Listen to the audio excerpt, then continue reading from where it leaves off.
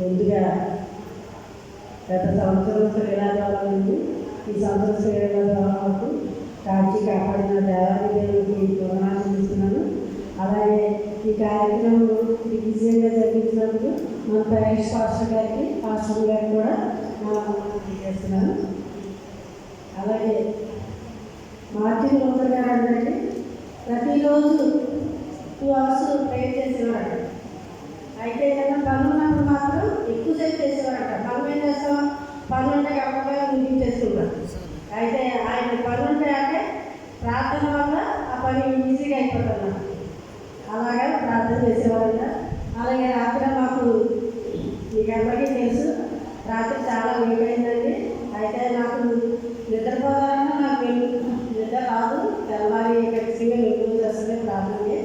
అయితే ఒక పక్కన భయం, తెల్లారి శ్రీరాజం జరుగుతుందనేసి భయపడి మార్టిన్ లూథర్ గారి ప్రార్థన గుర్తొచ్చినాను. ప్రార్థన చేసుకున్నాను. అయితే 9:30కి చర్చికి వచ్చానండి. 9కి అని తెలుసు, కానీ కొన్ని కారణాల వల్ల రాకపోయాను. అయితే మాస్టర్ గారు అసలు ఎవరు లేదు, చర్చికి వచ్చేసరికి 4-5గా ఉన్నారు. పిలువబడిన వారు అనేకులు, కానీ ఏర్పరచబడిన వారు కొద్దిమంది అని వాక్యంలో ఉంది కదండి. ఎవరు వచ్చినా రాకపోయినా పోస్ట్పోన్ చేసేయడానికి అన్నారు కొంతమంది. అయితే మాస్టర్ గారు లాస్ట్ వీక్ అనౌన్స్ చేశారండి, కానీ ఈ వారం చేస్తేనే స్త్రీలకి ఘనత. ఎందుకంటే యేసుప్రభు గారు పునరుద్ధానం అయినప్పుడు మొట్టమొదటిగా కనిపించింది స్త్రీలకి. కాబట్టి ఈ వారమే చేయాలి. ఇంకా వచ్చే వారం చేసినా ఎప్పుడు వచ్చే వారం చేయడానికి ఛాన్స్ లేదండి. ఏ వారం చేసినా ఇదే పరిస్థితి. అయితే ఒకే వాక్యం అండి, నేను ఎప్పుడు చేస్తాను, ఎంత బలహీనరాలైనా నన్ను బలపరచువాలంటే సమస్తము చేయగలను అనే వాక్యం ద్వారా నేను ప్రతి కార్యక్రమం ప్రార్థన ద్వారా నేను దేవుడు అందరినీ సహకారంగా ఉంచమని నేను ప్రార్థన చేస్తాను. ఖచ్చితంగా దేవుడు అలాగే చేశాడు. పాస్టర్ గారు వాక్యం నిజంగా కొండ గురించి నాకు తెలిసింది చాలా తక్కువ, ఏదో కొద్దిగా తెలుస్తుంది. కానీ పాస్టర్ గారి వాక్యం ద్వారా, సందేశం ద్వారా, సుందా ప్రవర్తన ద్వారా, అలాగే అనేక మంది స్త్రీల గురించి కూడా చక్కగా వివరించిన పాస్టర్ గారికి ఎంతో అద్భుతమైన మెసేజ్. ఇది మనం వింటే కనుక ఇది చాలా అద్భుతమైన మెసేజ్ అండి. ఈరోజు అలాగే అద్భుతమైన మెసేజ్ చెప్పి మన సంఘాన్ని అంతా ఉద్దేశించిన పాస్టర్ గారికి నా వందనాలు తెలియజేస్తున్నాను. అలాగే పాస్టర్ గారు కూడా చక్కటి గ్రీటింగ్స్, మన సంఘానికి కావాల్సిన గ్రీటింగ్స్ చెప్పిన పాస్టర్ గారు కూడా నా వందనాలు తెలియజేస్తున్నాను. అదేవిధంగా గ్రీటింగ్స్ మనకి అందరికీ తెలుసు, నాని, రవికాంత్, ఇంకా అలాగే అయినా గ్రీటింగ్స్లో కూడా చాలామంది పేర్లు ఉన్నాయి. కానీ ఎవరు రాలేదు, చెప్పారు కదా ముందే. వాటికి ఎంతోమంది పెళ్లి విధికి ఎంతోమంది అందరికీ ఆహ్వానించినప్పుడు ఒక్కొక్కరు ఒక్కొక్క సాకు చెప్పారు. కాబట్టి ఎవరు సాకు చెప్పినా దేవుడు ఏర్పరచుకున్నాడు కొంతమందిని. అలా దేవుడు ఏర్పరచుకున్న వాళ్ళు నేను ఈ సినారికల్ సెక్రటరీ గారు సిరియా గారిని నేను అసలు ఆహ్వానించలేదండి. కానీ కరెక్ట్గా టయానికి వచ్చారు. ఆవిడ ఎందుకో ఫోన్ చేశారు. ఫోన్ చేసినప్పుడు క్యాషువల్గా అన్నారండి, సిరి సంబంధం ఎప్పుడు అమ్మా అంటే నెక్స్ట్ వీక్ అంటే వీలుండే రండి తప్పకుండా అనేసి అన్నాను. మరి అనుకోకుండా వచ్చి ఆవిడ మా స్థానాన్ని భర్తీ చేసినందుకు సిరియా గారికి నా వందనాలు తెలియజేస్తున్నాను. అలాగే వేరే చదువు గారు కూడా లాస్ట్ వీకే వచ్చారండి. మన 4 months 6 months ఇంచుమించు అనారోగ్యం వల్ల లీవ్ పెట్టేశారు. అయితే వేరే చదువు గారు కూడా వచ్చి మనకి ఎంతో మంచి గ్రీటింగ్స్ చెప్పారు. నిజంగా శ్రేయ సమాజం అంటే అత్యాశక్తితో ప్రార్థన చేసినప్పుడు పేదల గురించి అత్యాశక్తితో ప్రార్థన చేసినప్పుడు సంఘంలో గొప్ప కార్యం జరిగింది. మనందరికీ తెలుసు, వాక్యాలు అందరికీ తెలుసు అండి. ఇలా చెప్పారు కదా, అందరికీ తెలుసు. అందరూ కనీసం ప్రార్థన చేస్తారు. బయటకు వేయడానికే కానీ మామూలే. అది ఆ ప్రార్థన దేవుడు అంటారండి ఖచ్చితంగా.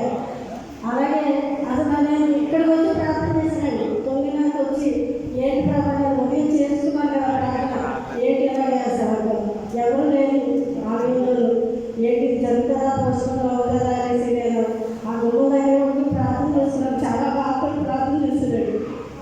అయితే నేను ఎంతో అద్భుతంగా జరిగించినందుకు ఇంకా దేవాది దేవునికి నేను వందనాలు చెల్లిస్తున్నాను.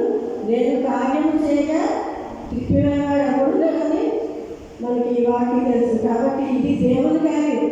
ఎవరు వచ్చినా ఎవరు రాకపోయినా దేవుని కార్యం జరుగుతుంది. కాబట్టి ముందుగా ఈ కార్యక్రమాలన్నీ జరిగించిన దేవాది దేవునికి నేను వందనాలు చెల్లిస్తున్నానండి. అలాగే ఆర్థిక ఆహ్వానానికి సుదీర్ సమాధానం గారు నారాయణ గారి రాత్రి ఫంక్షన్ వల్ల అందరూ కొంచెం నీరసంగా ఉన్నారు. కానీ ఆ అవకాశం వాడే ఇచ్చాడు దేవుడు. సభాధ్యక్షుడు పాస్టర్ గారికి ఎంతో ఎంతవరకు ఓపిక చేసి అన్నీ చేశారు పాస్టర్ గారు. పాస్టర్ గారికి నా వందనాలు చెల్లిస్తున్నాను. అలాగే జోషి గారు వాళ్ళ ఫాదర్కి బాగోపోయిన చర్చికి అటెండ్ అవ్వాలనే ఉద్దేశంతో వచ్చిన జోషి గారికి కూడా నా వందనాలు తెలియజేస్తున్నాను. ఈసీసీ మెంబర్ జోషి గారికి నా వందనాలు.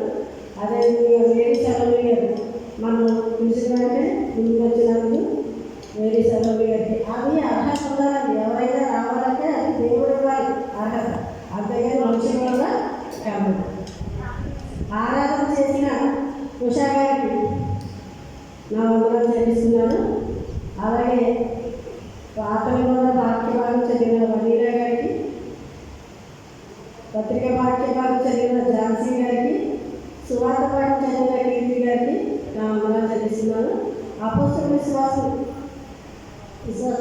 చేసిన కే షకీనా గారికి నా వందనాలు చెల్లిస్తున్నాను. అలాగే స్నేహ సమాజం అందరూ కూడా ముందుకు వచ్చి పాటలు మేము నేర్చుకోకపోయినా ఏదో ఉన్న పాటలతో అలాగే సెలబ్రేట్ చేసిన స్నేహ సమాజానికి కూడా నా వందనాలు చెల్లిస్తున్నాను. వారి సందేశం వరకు ప్రార్థన చేసిన మెగోమి గారికి నా వందనాలు చెల్లిస్తున్నానండి. అలాగే అద్భుతమైన మెసేజ్ చెప్పిన పాస్టర్ గారికి నా వందనాలు చెల్లిస్తున్నాను. పాస్టర్ గారు ఆ చిన్నపాప ప్రార్థన అనగానే నాకు ఒక విషయం గుర్తొచ్చిందండి. ఎందుకంటే ప్రార్థన వల్ల మనందరికీ మన సంఘంలో అందరూ కూడా ప్రార్థన వల్ల ఎన్నో కార్యాలను పొందుతున్నారు. నాకు మన మళ్ళీ అండి నేను అసలు హాస్పిటల్కి వెళ్ళను. నేను చాలాసార్లు సాక్షి చెప్పిన విషయం. హాస్పిటల్కి వెళ్ళను. అయితే కన్నులో నలకపడింది, కంటిలో. అయితే ఎలాగా కన్ను విషయం కాబట్టి ఎక్కడికి వెళ్ళడానికి లేదు, ఎక్కడికైనా వెళ్ళడానికి లేదు. ఎలాగా ప్రార్థన చేసుకుని ఒక గంట ప్రార్థన చేసుకుని తగ్గలేదు ఈ వారంలోనండి. ఇంకా అలా ప్రార్థన చేసుకుని కూర్చొని అలా కొంచెం వాటితో ఎలాగ కడుతున్నది ఒక రోజంతా పడాలి చాలా. అయితే కేవలం ప్రార్థన వల్ల దేవుడు స్వస్థించాడు. అలాగే నాకు పాస్టర్ గారు ఆ చిన్నపాప గురించి ప్రార్థన చేసిన ప్రార్థనా జీవితం గురించి చెప్పినప్పుడు నిజంగా ఆ ప్రార్థనా జీవితంలో మనం అనుకున్న కార్యాలు నీవు దేనిని యోచన చేయగా అది దేవుడు నీ పట్ల స్థిరపరచబడదు అనేసి వాక్యం గ్రంథంలో. అయితే మనం ప్రార్థన చేయాలి. మన పట్ల కార్యాలు జరగట్లేదంటే మనలో ప్రార్థన జీవితం లేదన్నమాట. కాబట్టి పాస్టర్ గారికి మరొకసారి నేను వందనాలు చెల్లిస్తున్నాను. అలాగే కానుకల వరకు ప్రార్థన చేసిన రూపా గారికి నా వందనాలు చెల్లిస్తున్నాను. సిహెచ్ మేరీ గారు, చాయ్ గారు కానుకలు పెట్టినందుకు వారిద్దరికి కూడా నా వందనాలు చెల్లిస్తున్నాను. అలాగే మనకి టైం అలాగే భోజనాలు వస్తాయి అలాగే త్వరగాను అని అనేసరికి మృదులా గారు 2 పాటలు పాడారు. అలాగే దివ్య 2 పాటలు పాడింది. అలాగే మనకి ఎంతో ఆత్మీయంగా కూడా ఆ పాటలు మనం ఆత్మీయంగా నడిపించింది. ఎందుకంటే ఈ దివ్య విషయంలో కూడా నేను సాక్షిపడి నేను ప్రార్థన చేసుకున్నాను. అలాగే దేవుడు ఆ దివ్యాన్ని ఒక సింగర్గా నాకు అనుగ్రహించాడు. కాబట్టి ప్రార్థన ఏదైనా సాధ్యపడాలి. మేరీ సమస్యగా చెప్పినట్టు మన సంఘం ఏదో ఒక రోజు మాట్లాడుతుంది. కేవలం 10 నిమిషాలు కరెక్ట్గా చెప్పారు. ఎందుకంటే ఎప్పుడైనా వాక్యం చెప్పినా ఎవరు వినండి. ఆ కానుకలు పడుకోవడం లేదా బలాన్ని పంచుకోవడం అంటే వాక్యం వినేవాళ్ళు ఎవరు మేరీ సమాజంలో.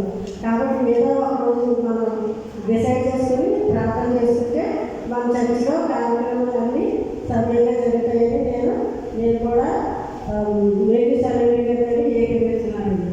అలాగే ప్రార్థనలు అప్పుడప్పుడు ప్రార్థనలో చేయకపోయినప్పుడు ఝాన్సీ గారు, స్వర్ణలత గారు సిల్వియా గారికి అందరికీ కూడా నా వందనాలు చెల్లిస్తున్నాను.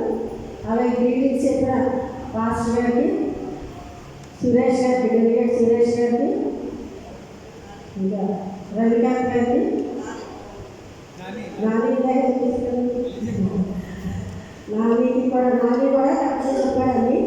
అన్ని విషయాలు మన సంఘం ఎలా ఉండాలి అన్నది చెప్పాడు. మన సంఘం ఐక్యత ఉంటేనే మన ప్రార్థన దేవుడు ఆలోచిస్తారండి. అదొకటి అందరూ గమనించాలి.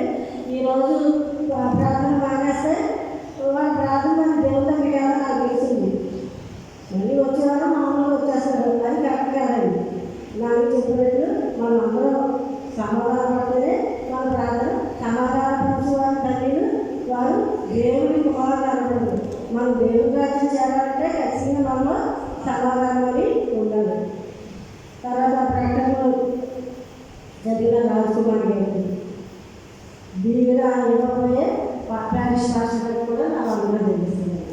ఈ కార్యక్రమం అంతా దిగ్విజయంగా జరిగించిన మన ప్యారిష్ మాస్టర్ గారికి మరి ఒకసారి మాస్టర్ గారికి నా వందనాలు తెలుస్తుంది.